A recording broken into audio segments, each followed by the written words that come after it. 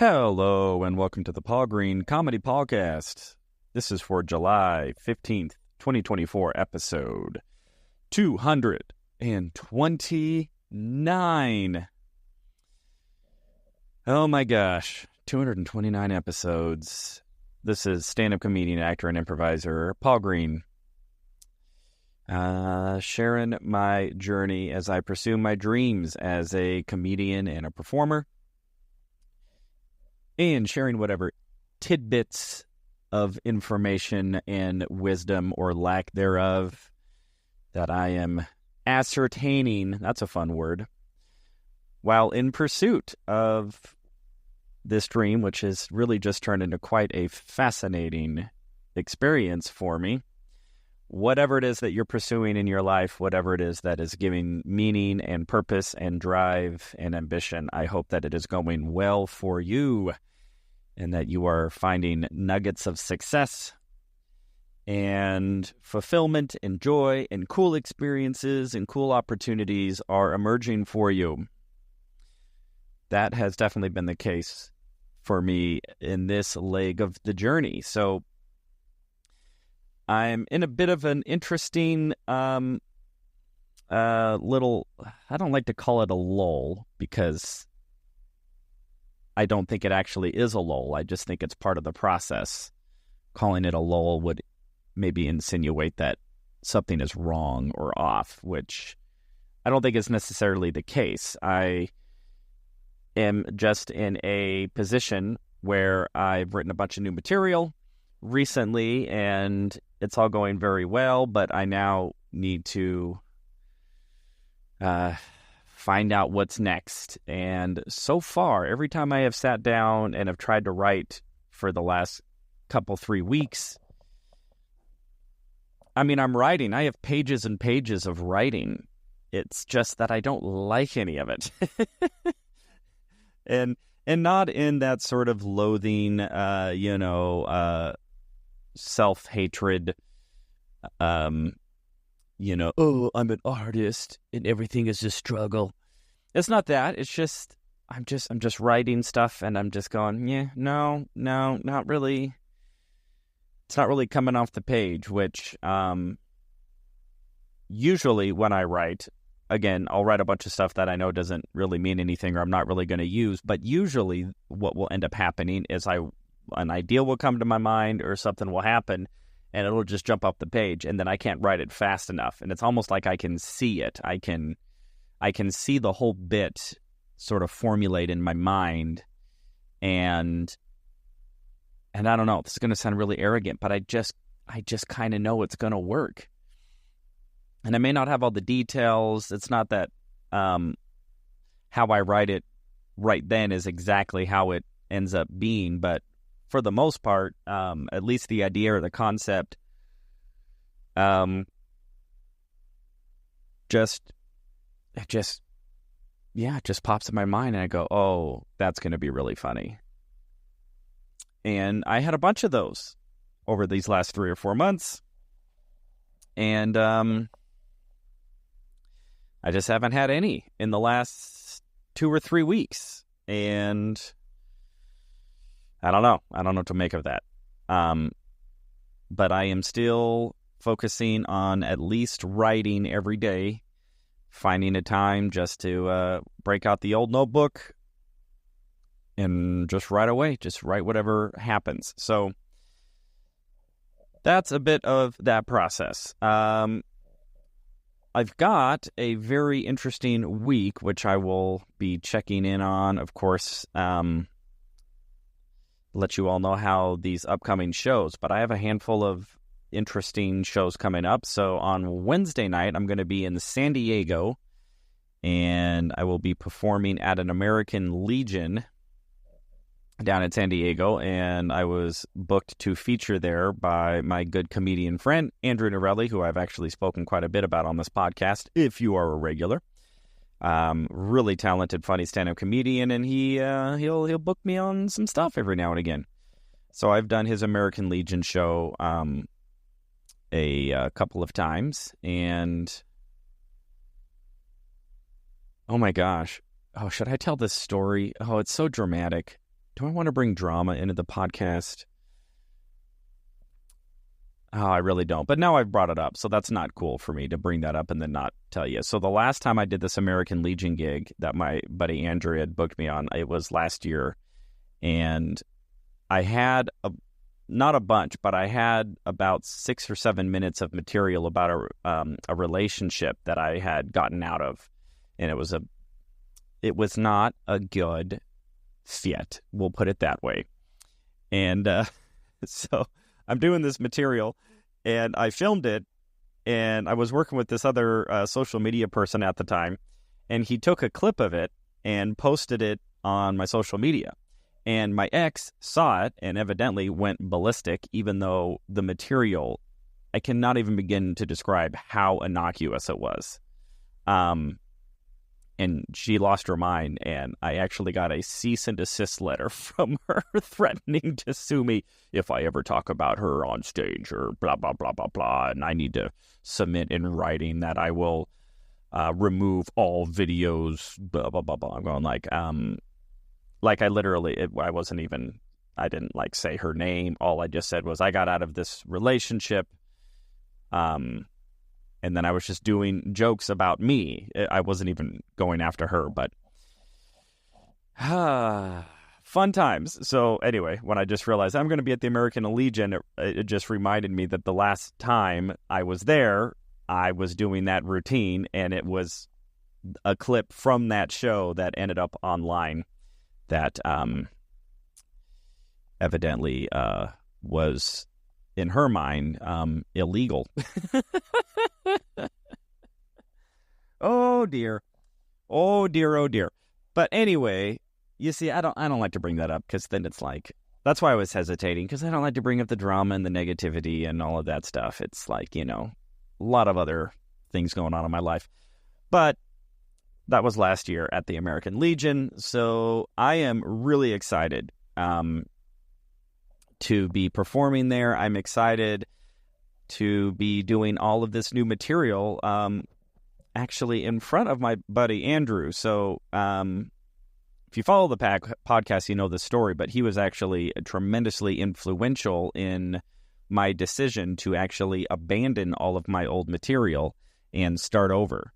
And he actually helped me a lot. I actually hired him to start going over the new jokes that I was writing and to start guiding me and giving me some pointers and just help me to understand what it is that I had been missing in my stand-up comedy for so many years. And I got to tell you, it has been revelatory. It has been one of the biggest shifts as a stand-up comedian that I've experienced in the about 10 years that I've been doing it. And, oh man, it's just been night and day. I hate saying this, but it's the truth. I regretted, I loathed doing stand-up for so many years. It's remarkable that I even did it, with how hard it was for me to get on stage and do stand-up. It just was not my natural inclination. It was not the type of performance I ever wanted to do. I always only wanted to do improv comedy. I loved improvisational comedy. I loved making stuff up on the spot. I loved getting suggestions from the audience. I loved working with a cast. I loved collaborating, that spontaneity on stage, creating characters and scenes. I loved all that. And stand-up, although it may seem like it's similar, it's a very different discipline.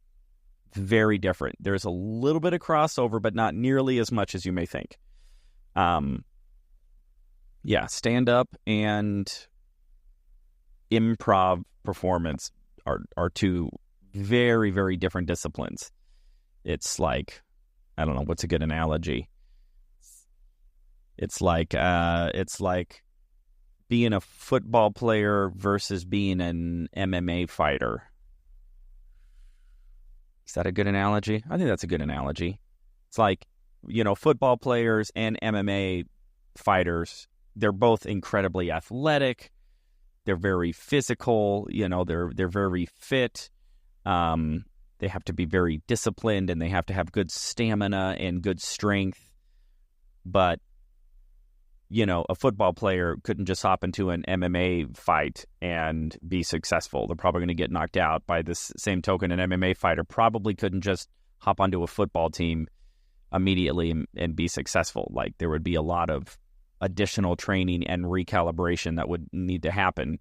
And I think that's a good analogy. I'm proud of that one, that I came up with that one. Good for me. I think it's similar with stand-up and improv. I mean, both of them require being on stage. Both of them require, having a comedic timing. Both of them require being a performer, being able to connect with an audience. But beyond that, the actual discipline, well, it's the same analogy. You couldn't take just any old stand-up comedian and put them on an improv stage in like an improv game or an improv skit and have them be successful. And by the same token, just taking an improviser, they couldn't just hop on stage and be successful as a stand-up comedian. And I know that's the case because I'm one of them. And I did improv for years and years and years. And then when I shifted to stand-up comedy, it took me, it's been 10 years. It's taken me 10 years to get to where I actually feel like I'm doing well. And I've performed. Actually, I have the exact number. I have a spreadsheet of every stand-up set I've done, including open mics, and it's over 1,000 sets. I don't remember the exact number. It's somewhere around 1,300 sets, I think. So 12 to 1,300 stand-up comedy sets, 10 years in, and it's only been the last 3 or 4 months where I actually started to enjoy it. or feel like I'm actually doing it well. It was always a struggle for me. And so much so that I've legitimately quit stand-up comedy multiple times, especially in LA. I mean, LA was just brutal for me, probably for a lot of people. I struggled so much to feel like anything that I was doing comedically was worthy of a legitimate Los Angeles stand-up comedy stage. And so I don't know. It was a real struggle. And again, I did quit. I remember distinctly quitting one time, just like in my head, like, what does quitting mean? It's not like I had to, send a letter. It's not like I'm quitting a job. Nobody cares, which is a really fascinating thing about stand-up is I could quit tomorrow, never do it again, and nobody would care. Well, probably not nobody. There would be like maybe a couple people who would be like, dude, Paul, you sure? But anyway, I had been in LA a couple of years. I was trying to just get some footing, figure out what the heck I was doing out there. I was trying to do a bunch of different acting stuff, doing improv. I was taking improv classes. I was taking stand-up comedy classes. I was taking acting classes. I was auditioning for any student film I possibly could get my hands on because that's the only roles I could cast would be student films for free. Because I didn't have an agent, I didn't have any credits, I wasn't in the union, and so I was just out there just trying to figure it out. And then I was also trying to do stand-up comedy, and I wasn't good at it, so it wasn't fun. And the stand-up comedy teachers who I was working with at the time didn't really do a good. I don't want to say they didn't do a good job. I didn't feel properly mentored by them. I didn't, I don't know. I wasn't getting the type of encouragement or instruction that I felt maybe I needed to feel good about it and to feel like, hey, yeah, I should, I'm getting better and this is going well or whatever. And so I specifically remember one night just going, yeah, I'm just going to quit comedy. It's not what I'm out here to do anyway. I wanted to do acting. I wanted to get on a sitcom. So, why am I wasting all this time doing stand-up comedy? And I kid you not, maybe a day, maybe 2 days later, I get a call from my first comedy teacher, Tony Visick, and he calls me on the phone out of the blue. Hadn't talked to him in, a year or so. And he goes, "Hey, Paul, I just had a headliner back out next week. Can you come out? Can you come back to Arizona and headline my show?" So I went from quitting stand-up comedy, hating, it's like I would go do an open mic for 2 minutes and it would be terrifying for me. And I would go up there and I would be bombing, and I was like, I was so nervous. I was so insecure. I didn't know, there was a lot going on there emotionally at that time. A lot of it was, I didn't really think that I fit in with LA people. I was still fairly religious at the time. So, I was still sort of grappling my religious tradition with the evil, worldly people of Los Angeles. And I say that sarcastically because I ended up meeting some of the most incredible, beautiful, compassionate, artistic human beings in LA. And yes, I also met a lot of incredibly shallow, soulless, pursuing money and fame at all costs type people. They're out there too, but those people are everywhere. But anyway, it was just so comical to me that here I didn't even want to go do stand-up for 3 minutes in Los Angeles, and then out of the blue I get an opportunity to go do 45 minutes of stand-up in my hometown back in Arizona. And I went back and I did that show, and I did well. And I just went, okay, maybe I won't quit. But even then, oh man, it's been a lot of work and a lot of struggle to get on stage, and a lot of bombing, and a lot of jokes that didn't land, and a lot of discouragement, and a lot of going to festivals and competitions and never even moving forward. It's like I wouldn't even place. I did this comedy festival called the World Series of Comedy, and every one of their they'll do like 12 festivals throughout the country. So like every week they're in a different city doing sort of a mini stand-up comedy competition. And as a performer, you can sign up for any of them. So I remember one year, this would have been 2019. I think I did 4 or 5 of those all over the country. I did one in Atlanta. I did one in Sarasota. I did one in Missouri. Did one in Vegas. I did one in Denver. Did one here in Arizona. Is that all of them? That might be all of them.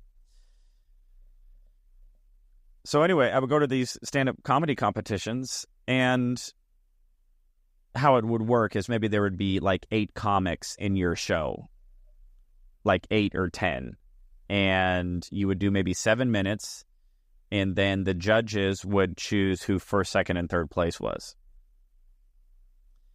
And of all of those comedy competitions that I did, I never even got third place, ever. So it's like I would fly across the country, go to these stand-up comedy competitions, do the best 7 minutes of stand-up I had, and I wasn't even third. I wasn't even third out of 10. I wasn't even in the top 30%. Now you could say, oh, well, those are all subjective and blah, blah, blah, blah. Yeah, and there's some truth to that. And were there times where maybe I thought that maybe I did a little bit better than the third place person? Yeah, there was a couple times. But honestly, there was never a time where I thought I did better than first place. Definitely not the second place person. It was just so clear that there was a gear that these comics who were advancing were shifting into that I just didn't have. So it's been a long journey to get to where I've been in the last 3 or 4 months, to where I feel like my material is finally clicking into that gear. And it's been really, really great. It has been very refreshing, and I've just had some incredible shows and looking forward to more shows. But the other side of this is, now that I have about 20 minutes, I need to have about 60 minutes of material that feels that way to me. And that is the journey that I'm on. So I will continue to work on that and just continue to fill pages in my notebook. And hopefully here in the next little while, I will start writing something and go, oh, yeah. Oh, that's it.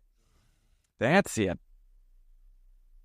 But we'll see. So that'll be, anyway, this was all about American Legion. So Wednesday night, I'm going to be at the American Legion in San Diego. And then I got to turn around. I'm going to drive right back to Arizona. And Thursday night, I'm going to be back at JP's with a very unique show. Speaking of improv, I will be joining a improv team who I've never performed with before, and I guess they're trying some improv out at JP's, and I got contacted by, I can't remember her name. It was just, I just got a text from somebody like, hey, you want to do improv at this show? And that was enough. I was like, I'm sold. I love doing improv. And I've been a little improv starved over the last 3 or 4 months since I moved on from my last improv troupe that I had performed at for a while. And unfortunately, had a situation with them that I just didn't feel was... it was just not a good fit for me. We were not in alignment. So that's been good. There's been a little bit of a hole in my soul for improv. So we'll see how the show Thursday goes. We're having a rehearsal tonight, actually. So then Thursday, I will be doing improv at JP's. Friday, I will be doing stand-up comedy at JP's. And then I'm going to turn around and drive back to Southern California, this time to Los Angeles. And Saturday morning, I have a networking meeting with my talent agency out in Los Angeles. And then Saturday night, I have a comedy show in LA that my buddy, his name is Marty Feldman. He's a sweet guy, and he self-produces these sort of restaurant shows. The last show I did for him was in the back room of a Denny's, just to give you an idea. So it'll be interesting. Be interesting to see what he... I don't remember where the show is, to be honest. I haven't even looked at it. So... a very busy week, so I'm going to drive to LA, or drive to San Diego, turn right around, drive back to Arizona, then turn right around and drive back to Los Angeles, and then turn right around and come back to Phoenix, because I have my open mics on Sunday. So I will be racking up some miles, but getting to do comedy in 3 different cities.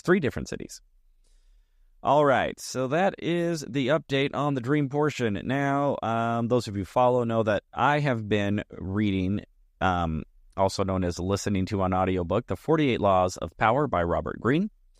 And I have not enjoyed it, but I'm still listening to it and critiquing the laws, and been pretty much taking the laws, which... really look at power as as kind of a zero-sum game almost. In order for me to get power, somebody needs to lose it. In order for me to win, somebody has to lose. In order for me to gain power, I have to be a predator, which means other people are victims. It is a very... it is a very cynical enemy versus enemy manipulation tactic. Win at all costs, conquer and destroy. most of the principles involve some sort of manipulation or destruction of other people, either, literally like destroying them. A lot of the examples in the book are of like kings and princesses and princes and princesses and, wealthy, powerful people, and how they, completely demolished, murdered, plundered, stole, killed, deceived, manipulated their enemies into submission to obtain their power.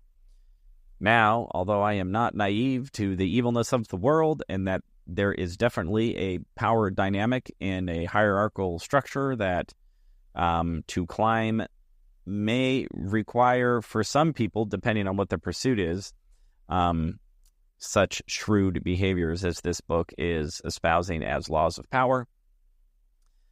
I, on the other hand, either out of naivete,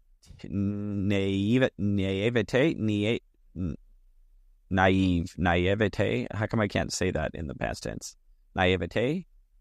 Either out of naivety or just out of maybe some sense of altruism, would like to think that there's a better way to live a fulfilling and powerful life without it having to come at the expense or destruction of other human beings. And today's law just illustrates exactly how the book views human beings in this, because the law actually has the word victim in it. And the law of power is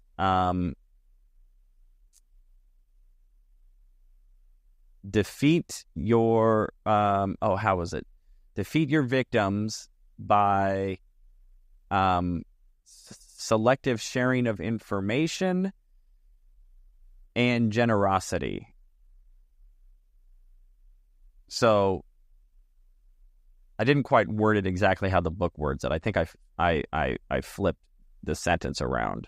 I think it's use discretion in divulging truth and generosity in order to crush your victims, or something like that. Like, the law actually says, do this law to destroy victims. Yeah, I'm not a fan of that language right out the gate. I, again, may be naive to say this, but I have zero interest in generating any victims whatsoever in my path to my goals. Yeah, I don't want to victimize anybody. I'm only interested in pursuing a course and interacting with other human beings who are there of their own accord and their mutual desire to share a part of that journey with me, whatever that collaboration looks like, whether that's a business relationship or a friend relationship or a partnership or a romantic relationship. I don't really, it's difficult for me to wrap my head around why anybody would knowingly and consciously pursue a path with the intentions of leaving victims in their wake, very much knowing, oh, I am predatory in this interaction. I am going to be generous to this person as a way to manipulate them to give me what I want, so then I can therefore subsequently discard them and or destroy them in my pursuit of greatness. The book uses the example, of course, of the Trojan horse. Just see how easy it was for the Trojans to conquer their victims. All they had to do was just give them a gift, right? Feign generosity, throw their enemies off guard, and then sneak out of the horse and slaughter them at night. Yeah, that's not what I'm trying to do here. So, yeah, I don't again, I can't really dispute that that isn't a powerful tactic when that is your aim to destroy. I am inclined to believe that if you are, whatever it is that you're pursuing, as long as what you're pursuing is indeed a noble pursuit, you're not actually out there to pursue violence or to pursue criminal activity. If it is, well, good luck to you.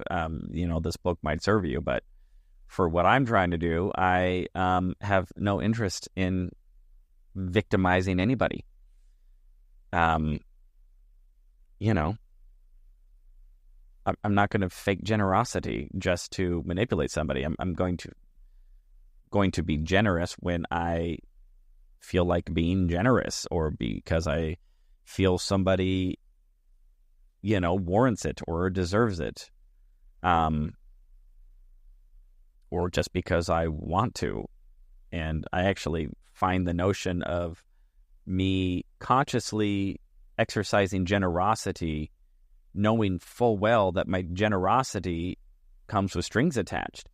Now, and I'm not even that altruistic of a person, because I'm not going to pretend that I don't have wants and needs, right? I'm not being generous or giving of my time or whatever, because I think I'm some saint. It's like, well, no, I'm being generous because with people who I feel we've established a reciprocal relationship where we treat each other with generosity, and there is no intent on manipulating or exercising the generosity as a tactic to build up some sort of, arsenal to where when I feel it's, time to get mine, then I can point to a bunch of generosities and say, hey, well, look at this. I did this, and you got to do that for me. I find that notion very disgusting, to be honest.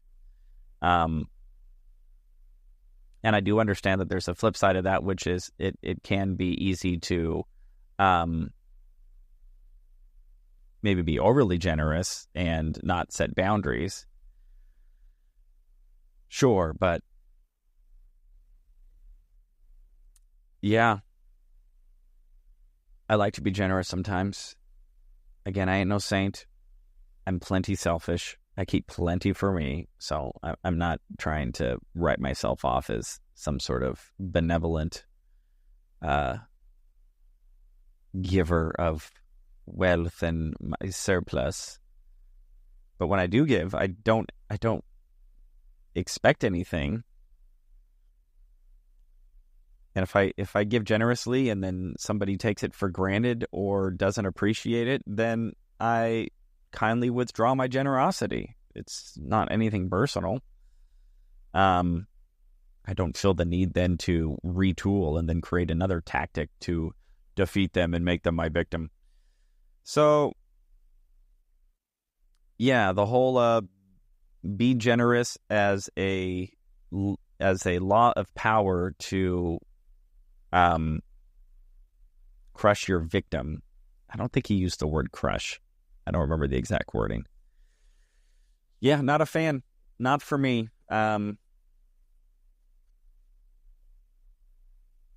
Yeah, that's not how I would like to roll. So anyway, that is today's law of power. I would say, if that's where you're at, more power to you, and good luck with